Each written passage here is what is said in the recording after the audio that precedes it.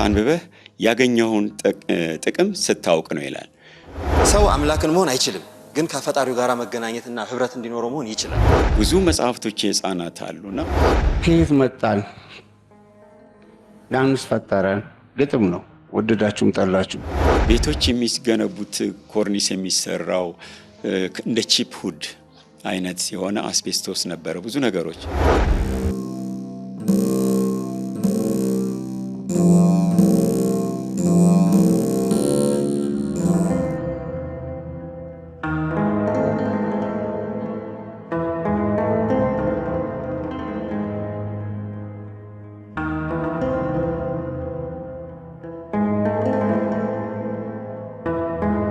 በዚህ ፈጣን የቴክኖሎጂ ዘመን ትኩረታችን በየቅጽበቱ ይሰረቃል። ነገር ግን ከዓለም ጫጫታ ርቀን ራሳችንን የምናገኝበት አንድ ጥንታዊ ግን ደግሞ ሁሌም አዲስ መንገድ አለ። የመጽሐፍት ንባብ። መጽሐፍ የምናነብበት ምክንያት ምንድነው? ያን መጽሐፍ ካነበብኩ በኋላ ቅድም የነበርኩት መሰረት አይደለም። በፍጹም አይቻልም እንደ ቀድሞ ለመሆን። የሚያራምደኝ ሐሳብ የሚያራምደኝ ደስታ ሰጥቶኛል መጽሐፍ። ከዛ በኋላ ያሰላሰልኩኝ ሌላ ሰው ነኝ፣ አድጌያለሁ። እና አንድ መጽሐፍ ጊዜ በአእምሯችሁ ላይ የሚጨምረው በረከት አለ እና ያ በረከት እናንተ የተለወጣችሁ፣ ያደጋችሁ፣ የተሻላችሁ፣ የተራመዳችሁ ሰው መሆናችሁን ጭምር የምናይበት ነው። እና መጽሐፍ ማንበብ ለእድገት ነው፣ ሌላ ለአእምሮ እድገት ማለት ነው።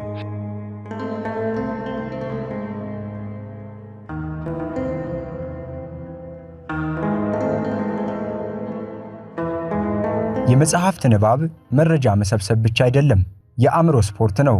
ጥናቶች እንደሚያሳዩት በቀን ለ30 ደቂቃ ብቻ ማንበብ የጭንቀት መጠንን በ68 ከመቶ ይቀንሳል። መጽሐፍት ስንከፍት አዳዲስ ዓለማትን እንጎበኛለን፣ የሌሎችን ሕይወት እንኖራለን። ይህም ብቻ አይደለም፣ አስተሳሰባችንን እናሰፋለን። ንባብ በብዙ ይከፈላል። ለትምህርት የሚሰጥ የልጅነት ንባብ አለ በልጅነት።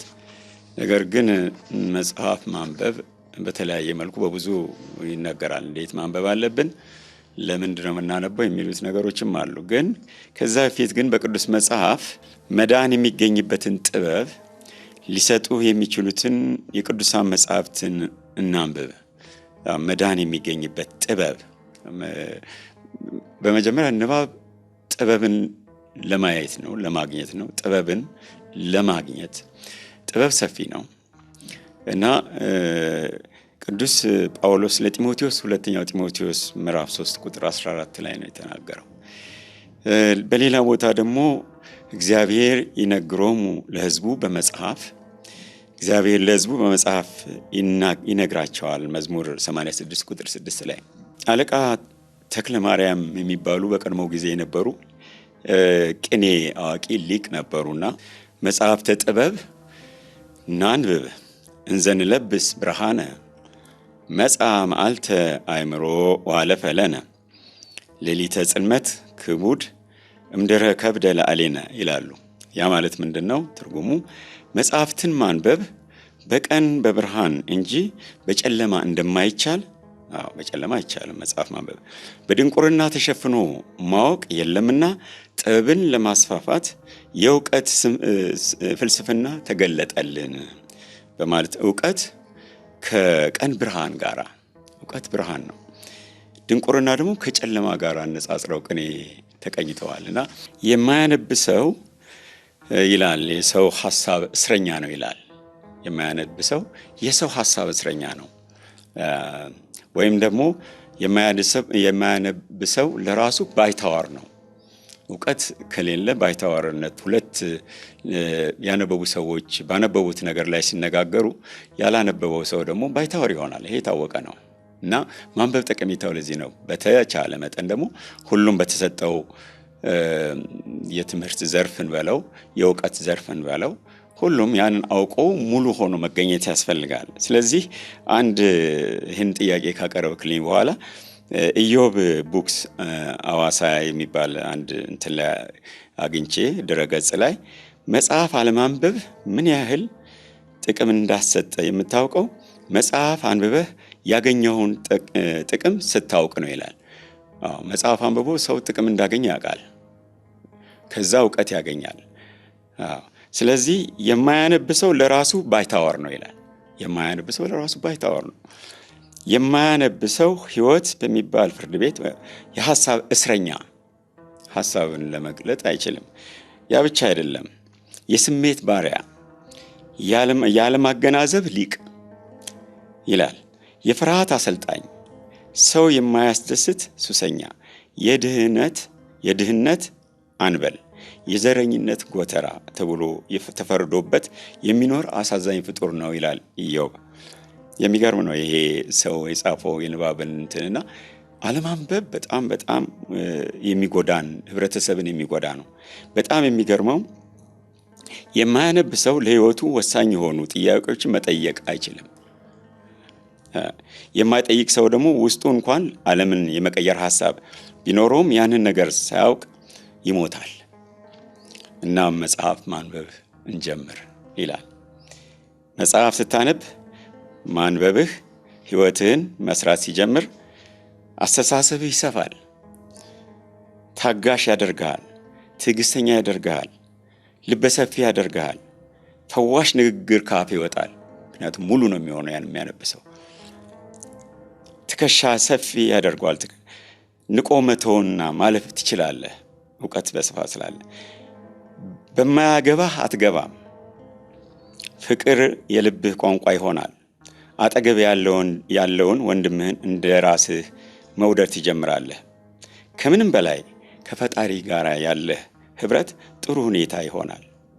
መጽሐፍ ማንበብ ማስተዋል የጥበብና የደስተኛ ህይወት ምንጭ ነው።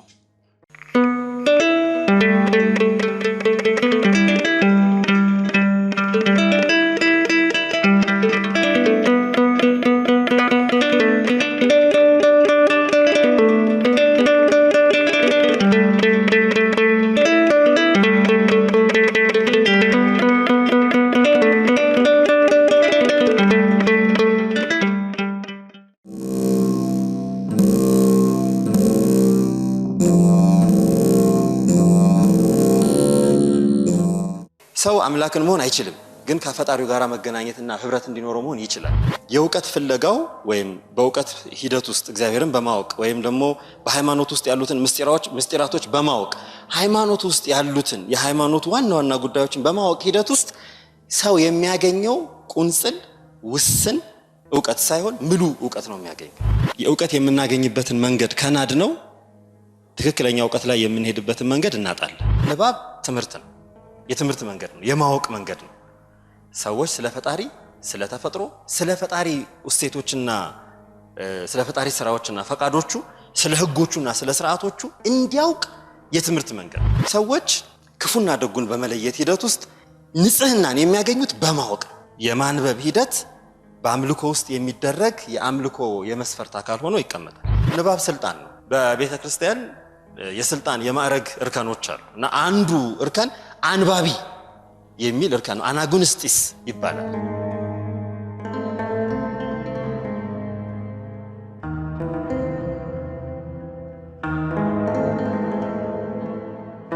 ስልጣኔ በህንፃዎች ርዝመት ወይንም በቴክኖሎጂ ምጥቀት ብቻ አይለካም። የእውነተኛ ስልጣኔ ምስጢር በዜጎች አእምሮ ውስጥ ባለው የእውቀት ጥማት ላይ የተመሰረተ ነው። በበለጸጉት ሀገራት ንባብ የትርፍ ጊዜ ማሳለፊያ ሳይሆን የዕለት ተዕለት ምግብ ነው። ታላላቅ ሀገራት ታላላቅ የሆኑት አስቀድመው አንባቢያን ትውልድን መፍጠር ስለቻሉ ነው። መጽሐፍትን እንደ ብርሃን የተጠቀሙ ማህበረሰቦች ከድህነትና ከጨለማ አስተሳሰብ በፍጥነት ወጥተዋል። በተለይ ወደ ስልጣኔው ደረጃ ላይ ደርሰናል የሚሉት ዓለማት በማንበብ ነው። ምንም ቁልፉ ማንበብ ነው። ቁልፉ በእውቀት ራስን ገፋ አድርጎ ተምሮ ገፋ አድርጎ አንብቦ ስለ ዓለም፣ ስለ መንፈሳዊውም ዓለም፣ ስለ ምድራዊውም ዓለም በማንበብ ነው። ከዚህ ይሄ የሚጀምረው ደረጃ አለው። 4 አይነት የንባብ ደረጃዎች አሉት። የመጀመሪያው ምንጊዜም በልጅነት ደረጃ እድሜ ውስጥ ልጆች የማንበብ ልምድ እንዲኖራቸው የማድረግ ባህል ልምዱ አላቸው። በእርግጥ በእኛም ቤተክርስቲያን አለ በእኛም ሀገር። ነገር ግን በእነሱ በጣም ገና አንድ ሕፃን ተወልዶ በ6ኛው ወር ላይ ስዕል ወፍራም ገጽ ያሉት ስዕል ያለው ወይም ደግሞ የሚለሰልስ ጨርቅ አይነት እሱን እንዲገልጥ ያደርጉለታል። 6 ወር ሲሞላው ወይንም ዓመቱን ሲያከብር ደግሞ የሚነበበው እናቱ ታነብለታለች እያጫወተች። 2 ዓመት ሲሞላው ደግሞ የበለጠ ታሪክ ትንሽ ታነብለታለች። 4 ዓመት ሲሞላው በመኝታው ላይ ሲሄድ በተረት መልክ ታነብለታለች። ሲምፕሊፋይድ ይሉታል፣ ቀለል ባለች መልኩ ስዕሉን እያየ እናቱ አይኗን እያየ ወይንም አባትየው ትኩር እያያት ታሪኩን ትተርክለታለች። ልጁ ይመሰጣል። በጣም በመመሰጥ እያዳመጠ በዛው እንቅልፍ ይዞት ይሄዳል። በማግስቱ ማየ አንብቢልኝ አልተኛም ነው የሚላት። ለምን? ብዙ መጽሐፍቶች የሕፃናት አሉና ከዛ በደረጃ 6 ዓመት 7 ዓመትም በእድሜያቸው ልክ የሚገባቸውን ፋንሲ ይሉት በቃ የሚያስደስቱ ተረቶች የሌለ ነገር በቃ ያንን ልጆች በምናባቸው ይሳላል። ልክ ወደ 9 ዓመት 10 ዓመት ሲደርሱ የራሳቸውን መጽሐፍ ከእናታቸው ውጭ ማንበብ ይጀምራሉ። በእነሱ እድሜ የተዘጋጀ ያንን በጣም ያነባሉ። ታሪኩን መተረክ ለጓደኞቻቸው ይወዳሉ፣ ይተርካሉ።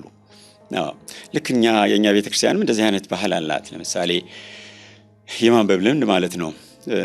ከሀሁ እስከ አቦጊዳ፣ ከአቦጊዳ እስከ መልእክተ ውድድር ውስጥ እንገባለን።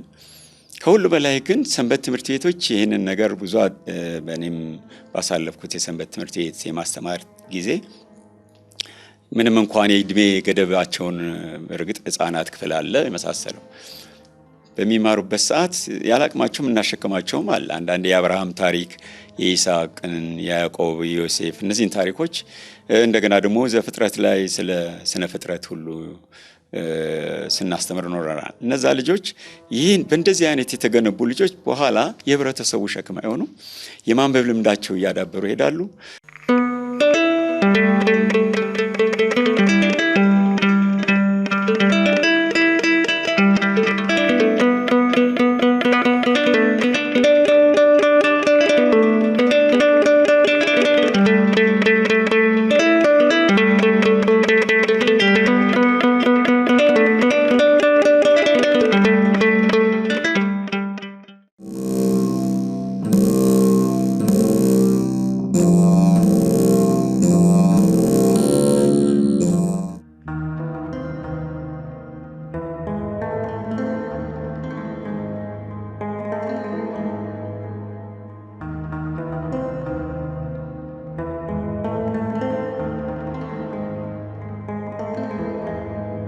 ዛሬ የምታነበው አንድ ገጽ ነገ የምትናገረውን ቃል፣ የምትወስነውን ውሳኔና የምትሄድበትን መንገድ ይወስነዋል።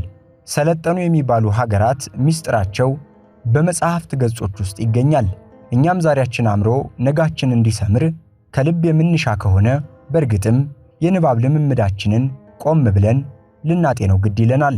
ጠንካራ አንባቢ ለመሆን ራስን ማዘጋጀት ነው፣ ራስን ማለማመድ ነው። ራስን ማለማመድ ይላል ቅዱስ ጳውሎስ።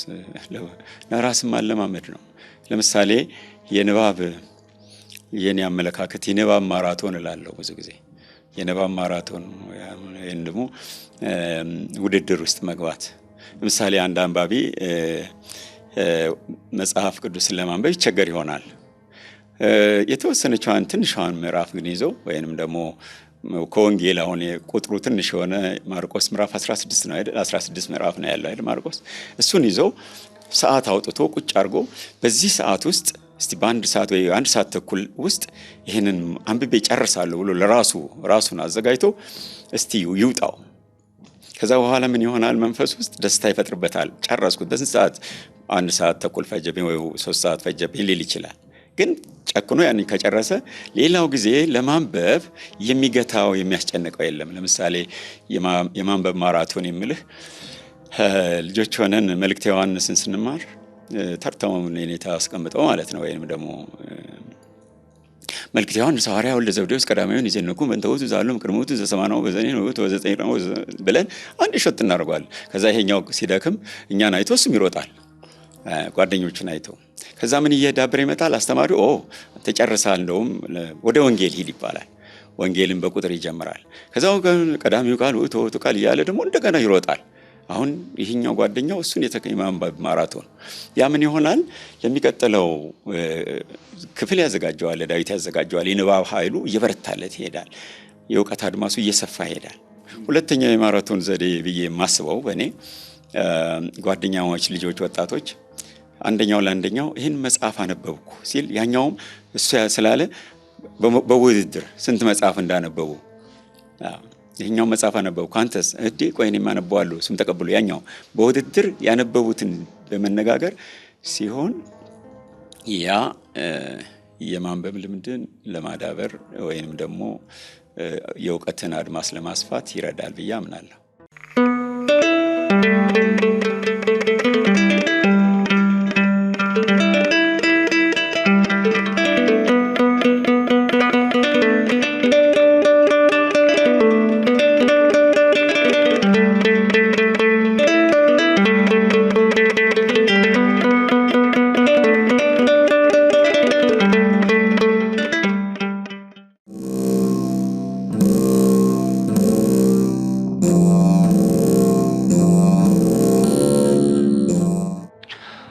ከየት መጣን? ዳንስ ፈጠረን ግጥም ነው። ወደዳችሁም ጠላችሁ ደጋግመን ስለሰማነው አይመስለንም። በውስጡ ትልቅ ጥያቄ አለ። የፈጠራቸው ክፍል የለም። ስለዚህ በባህሪያቸው ውስጥ ሁሌ ማድረግ ያለባቸው መላእክት ወይም የሚያደርጉት ወደፊትም ከዛ ዘመን ማለቴ ነው ማመስገንና አዳዲስ ቅኔን በፈጣሪያቸው ፊት ማቅረብ ስለሆነ ባህሪያቸው ውስጥ ይሄ ስለተሳለ ጠየቀ ይላሉ።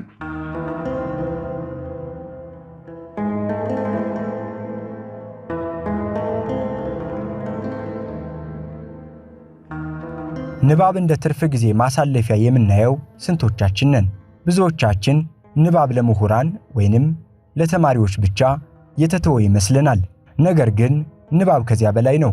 በየመንገዱ የምናያቸው ምልክቶች፣ የምንፈርማቸው ውሎች፣ ለልጆቻችን የምንገዛቸው ምግቦች ሁሉም ንባብን ይፈልጋሉ። ባለማንበብ የምናጣው መረጃ ብቻ አይደለም፣ መብታችንን፣ ገንዘባችንንና ጤናችንን ጭምር እንጂ። ማንበብ ማለት ከጨለማ ወደ ብርሃን መውጣት ነው። አንባቢ ሰው አይታለልም፣ ምክንያቱም መረጃ ጋሻው ነውና። አንባቢ ሰው አይቆምም፣ ምክንያቱም ዕውቀት ሞተሩ ነውና። ንባብ ለነፍስ ምግብ፣ ለአእምሮ ስፖርት፣ ለሕይወት ደግሞ መመሪያ መጽሐፍ ነው። ያላወቁ አለቁ የሚባል አባባል አለ። ወይንም ያላወቁ አለቁ፣ ምንም ጥርጥር የለውም። እንደውም በዚህ አጋጣሚ አንድ ቦታ ሄድኩኝ፣ አንድ ገዳም ሄጄ ገዳሙ ከ4 ዓመት በፊት ከ5 ዓመት በፊት በጣም ደስ የሚል በግራር የተሸፈነ ያማረ ውበት ያለው ገዳም ነው እና ግቢው አብያተ ክርስቲያናት አሉ እና መውረጃው እንደ ገደል ነው። እንደዚህ ድንጋይም የሚጠረበብ ቦታ አለ እና በአሁኑ ሰዓት ሲሄድ በግራና በቀኙ ቆሻሻ ይደፋል። ከቆሻሻዎቹ በጣም አደገኛው ቆሻሻ ያላወቁ አለቁም ብለህ አንድ አስቤስቶስ የሚባል የቤት ፍራሽ